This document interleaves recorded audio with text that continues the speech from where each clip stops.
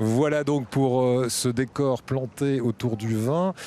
Et aujourd'hui, eh bien, on a décidé avec vous, Aurélia, de faire un petit cours d'œnologie. Alors, vous m'avez dit, c'est bien modeste. Hein, oui, tout à fait. Oui, voilà. oui. Mais on va essayer de trouver les mots pour décrire le vin. Alors tout d'abord, l'art d'ouvrir une bouteille. Parce que vous m'avez dit, on n'ouvre pas une bouteille n'importe comment. Oui, ouais. en effet. Donc bon, là, on l'a déjà ouverte. Hein. On l'a mis un petit peu en seau pour rafraîchir le vin, vu qu'il fait assez chaud ici, à Théoul.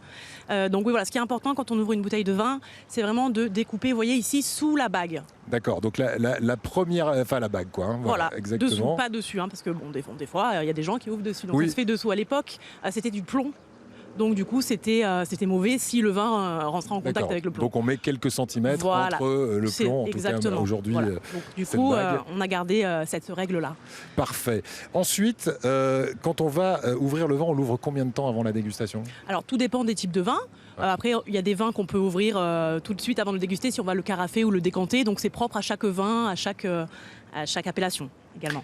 Quand on a des convives comme Stéphane Courreau, par exemple, autour de la table, oui. qui, sur France Bleu Azur, officie dans une émission de gastronomie, on ne peut pas ne pas parler d'un vin de la région sans qu'ils ne le connaissent. Vous avez pris un vin dans quelle appellation aujourd'hui pour la dégustation de celui qu'on va faire tous ensemble? Oui. Là, ça va être très convivial autour de la table. Alors, j'ai choisi c'est un coteau varois en Provence. Donc, c'est la Bastide des Oliviers de Patrick Mourlan. C'est un petit domaine familial qui est à Garéou, pas très loin de Brignoles. D'accord, voilà. Donc on est dans le Var. Qui est en bio, merci, oui. Et c'est un vin bio. Ah tiens, alors je fais une parenthèse parce que j'écoute régulièrement Laurent Gérard sur une grande radio et dès qu'il parle de vin bio ou naturel, en gros on sent qu'il n'aime pas. C'est très... Mais par contre c'est un grand consommateur, hein, je crois. C'est quoi la grande différence entre un vin naturel, un vin bio et puis un vin traditionnel? Donc un vin en agriculture biologique, c'est forcément un vin sans produits chimiques, sans pesticides. Après, on a les vins en biodynamie, donc c'est un petit peu plus poussé que l'agriculture biologique. On s'inspire d'un calendrier lunaire, on travaille avec de l'homéopathie pour traiter la vigne et les sols. Voilà. D'accord, donc on est aux petits soins pour la vigne. C'est ça, exactement. On est aux petits soins. Alors maintenant, on va verser ce vin. Oui. Et vous m'avez promis qu'en 2 minutes, on allait pouvoir tenter de donner quelques étapes de la dégustation pour essayer de briller un petit peu dans les dîners en famille ou entre amis, hein, disons-le carrément. Oui. Les mots pour le dire. Allons-y. Allez, je procède au service. Alors, donc là, on va servir donc ce vin rouge. D'ailleurs, on en sert pour une dégustation, c'est vraiment le... C'est vraiment quelques centilitres. Hein. Oui, bah, vaut mieux parce qu'en plus avec le cagnard qui fait déjà ce matin, il vaut mieux qu'on consomme avec grande modération, même si on n'est pas loin de l'heure de l'apéritif. Et ensuite, vous allez nous dire ce qu'il va falloir regarder dans ce verre. On aurait dû servir tout le monde, ça va prendre un temps fou. Il y a beaucoup de monde autour de cette table. Alors, Aurélia, prenez ce verre et dites-nous ce qu'il va falloir regarder. Alors, déjà, ce qui est important donc, dans la dégustation du vin, on a 3 phases. Oui. On a une phase visuelle, une phase olfactive et une phase gustative. Donc la première étape, en effet, c'est de regarder donc, la couleur du vin. Donc on parle de la robe. D'accord. Voilà, donc toujours sur un fond blanc, c'est toujours mieux. Hein.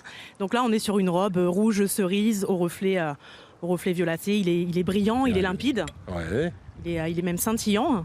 Donc voilà, quand on est sur des reflets qui sont violets, on est plus sur un vin qui est sur la jeunesse. D'accord. Si on a des reflets qui sont plus sur les côtés orangés, tuilés, on est plus sur des vins avec un petit peu d'évolution. Déjà, on garde ça parce que là, on peut déjà briller. Okay. Ensuite, on va donc passer à la phase olfactive, donc le premier nez, hein, sans aération. Ça veut dire quoi sans aération? Donc on va pas aérer le vin. En fait. D'accord, donc je ne le tourne pas dans le verre avant. Voilà, tout à fait. Contraire donc, de ce que le premier nez, c'est vraiment de voir s'il est agréable, si on n'a pas de défaut. Ouais. Voilà. Donc là, on voit qu'on est sur un vin qui est ouvert, qui est assez gourmand et assez fruité. Donc maintenant, on va l'aérer, donc lui apporter de l'oxygène afin d'intensifier les arômes. Ok. Et le fait de le tourner comme ça va vraiment dégager tous les arômes du vin. Oui, tout à fait. Est-ce que vous voyez une différence avec le second nez? Alors moi, je l'avais déjà un peu tourné avant, mais... C'est vrai que là, il s'exprime. Plus je tourne et plus il s'exprime. Donc, du coup, qu'est-ce que vous avez comme fruits, là, on est vraiment sur des arômes de petits fruits des bois, fruits rouges, mûrs, cassis, framboises. On a même des arômes de violette sur ce vin. Vous les sentez, les arômes de violette, Eric, Stéphane? Oui. C'est vraiment un très joli nez. Hein. Et maintenant, je goûte parce qu'au bout d'un moment, le nez, ça va bien, mais...